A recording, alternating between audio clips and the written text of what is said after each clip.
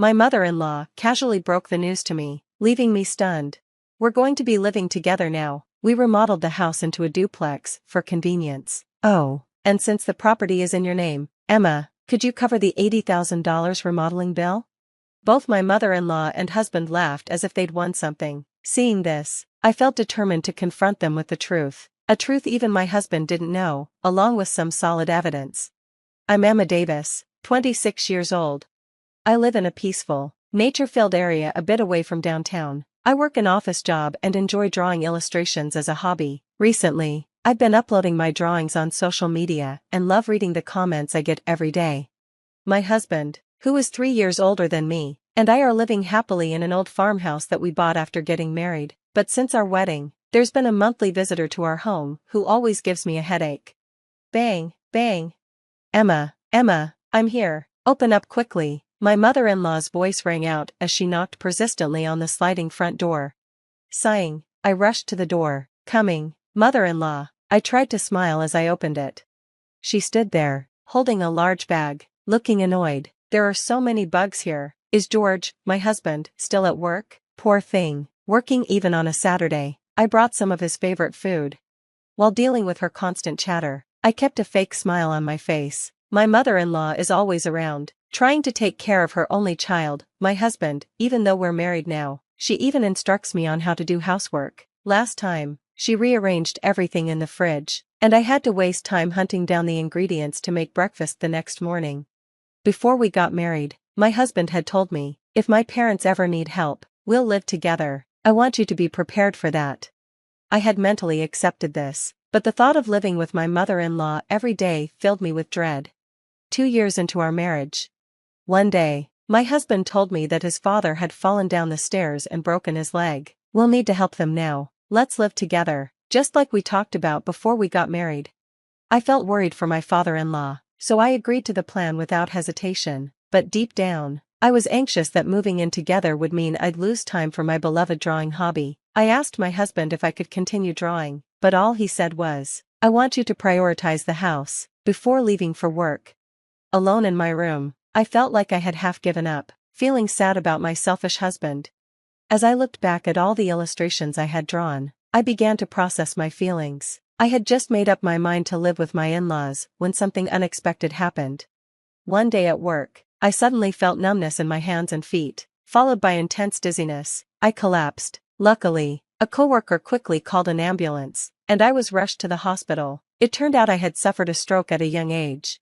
Although I had been warned about my high blood pressure before, I regretted not taking it seriously and avoiding the doctor. The stroke led to a 2-month hospital stay, including surgery and rehabilitation.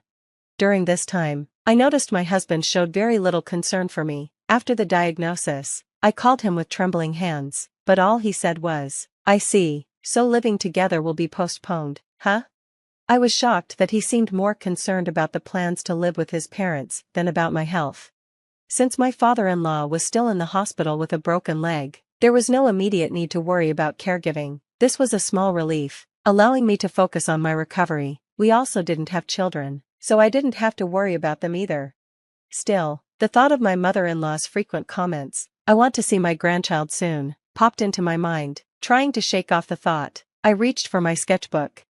I had been so busy preparing to move in with my in-laws and dealing with my health issues that I hadn't had time to draw. I realized that once I moved in with them, I would likely have even less time for my hobby. I decided to use this hospital stay as my last bit of free time, a gift from life, and fully enjoy my drawing. I also resolved that when this period was over, I would do my best for my husband and in-laws, whether it was housework or anything else. The 2 months in the hospital flew by, and soon it was time to leave. My husband casually asked if I wanted him to pick me up, but I wanted some time alone, so I said no, though I felt a little guilty. On the bus ride home, I saw the familiar sights outside the window and realized I was almost home. The sunlight shining through the green leaves was dazzling and beautiful. I felt a deep sense of bittersweetness, knowing this would be my last time in this peaceful, nature-filled place. Since my in-laws' house is closer to the city, my life would change completely. Feeling a bit sad, I slowly got off at my usual bus stop. As I walked toward my home, ready to say goodbye to it, I suddenly stopped in my tracks at the sight before me. As I looked at each of the illustrations I had drawn over time, I started sorting out my feelings. Just when I had decided to live with my in-laws, something unexpected happened. While working one day, I suddenly felt numbness in my hands and feet, followed by intense dizziness. I collapsed. Thankfully, a coworker quickly called an ambulance. I wasn't in immediate danger, but after medical tests, I was diagnosed with a stroke at such a young age. I had been warned about my high blood pressure before but regretted ignoring it and not going to the doctor. The entire process, from diagnosis to surgery and rehabilitation, took about 2 months. Everything moved so quickly, and during this time, I noticed my husband showed very little concern for me. After finding out about the stroke, I called my husband with trembling hands. All he said was, "I see, so living together will be postponed, huh?" I was shocked that he seemed more concerned about the future plans with his parents than about my health. Since my father-in-law was still in the hospital with his broken leg, we didn't have to worry about caregiving right away, which allowed me to focus on my recovery, and since we didn't have kids, that wasn't a concern either. My mother-in-law's usual comment, "I want to see my grandchild's face soon," popped into my head. Trying to push that thought away, I picked up my sketchbook. I had been too busy preparing to move in with my in-laws and dealing with my health issues to enjoy my favorite hobby, drawing. Once I started living with them, I knew I'd have even less time for it. So, I decided to treat my hospital stay as the last bit of free time I had, a gift from life, and I chose to enjoy drawing as much as I could. I promised myself that when this was over, I would do my best for my husband and in-laws, whether it was housework or anything else.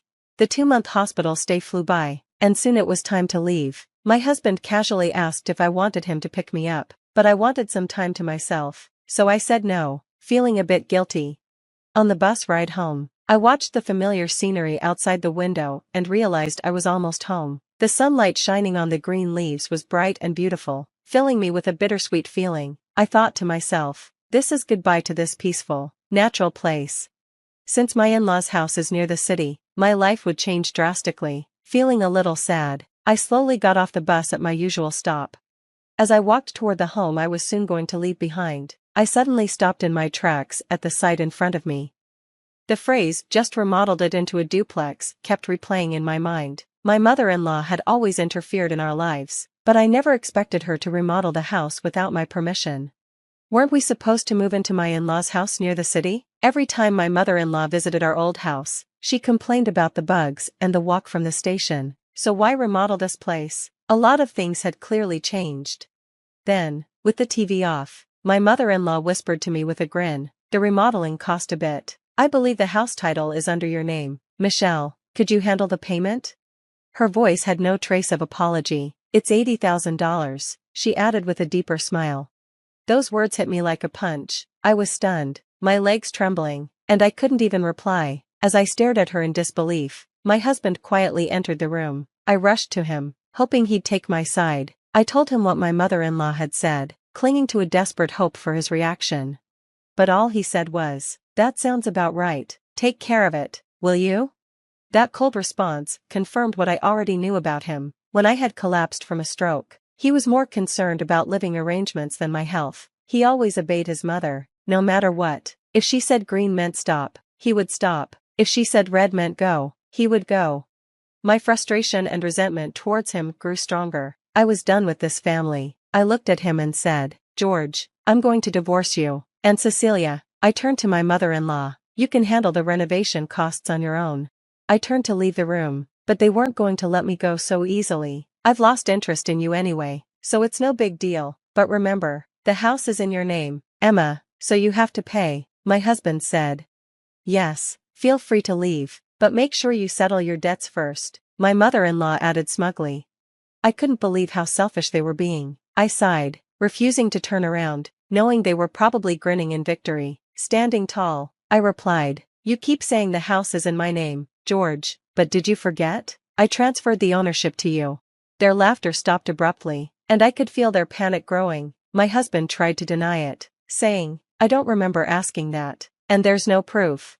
But I had anticipated this. I calmly walked past them, opened a drawer, and took out a document. "Here's the proof," I said, showing them the paper where it clearly stated the ownership was in George's name. When I pointed out the part showing the house was his, My husband's face turned pale. That's fraud. I never thought you'd actually do it. And I definitely can't pay $80,000. My husband shouted angrily as soon as he realized the debt was now his responsibility. I was disgusted by his reaction, realizing there was no point in trying to have a reasonable conversation. Let's communicate through lawyers from now on, I said calmly. Turning to my mother-in-law, I added with a smile, Cecilia, your son is in quite a mess, please take care of him. Ignoring my husband's yelling, I walked out of their home for good. After that, he tried calling me several times, but I chose to ignore him and only communicated through my lawyer. Given our already strained relationship and my issues with his mother, the divorce was settled without any problems. My husband had kept insisting that the change of ownership of the house was fraud. However, since we had agreed to it when we got married 2 years ago, my lawyer assured me it was neither fraud nor illegal. With that reassurance, all my doubts disappeared. It turned out that they had planned for me to pay the entire remodeling cost as soon as I was discharged from the hospital. They had hoped to trap me right after my surgery and recovery, but in the end, since the house was in my husband's name, he was the one responsible for the payment. He had essentially trapped himself. On top of that, I was awarded alimony after our divorce. My husband, now facing an amount of debt he could never hope to pay, was left desperate. He may have borrowed money from dangerous sources, but that wasn't my problem anymore. Amid all the chaos, I received an apology from my father-in-law, Bob, who was still in the hospital with a broken leg. He said he was sorry for the actions of his wife and son. Although it seemed Bob wasn't directly involved, he had ignored the situation for 2 years, just like my cold and uncaring husband. After briefly replying to Bob's message, I decided to cut all ties with that family and start a new chapter in my life. Since then, my health has gradually improved, and I've returned to work. When I was married, I used to draw illustrations while always being conscious of my husband's judgment, but now I can enjoy drawing freely, whenever I want. What started as a hobby has now turned into more. I've been getting job offers through the social media platform where I share my illustrations, and I now spend more time drawing for work than just for fun. Today, I'm on my way to see an old farmhouse in a rural town. My current dream is to buy this farmhouse using the alimony from my husband and my own savings, and turn it into an art studio. This visit marks the first step toward making that dream come true. As I sit on the bus, looking out at the scenery, I remember the day I left the hospital, the day that changed my life forever. The beautiful nature outside looks the same as it did back then, but now my heart feels clear, and I'm filled with excitement for the new life that awaits me. The sunlight shining through the leaves makes them look so bright and full of life, and it dazzles me with hope.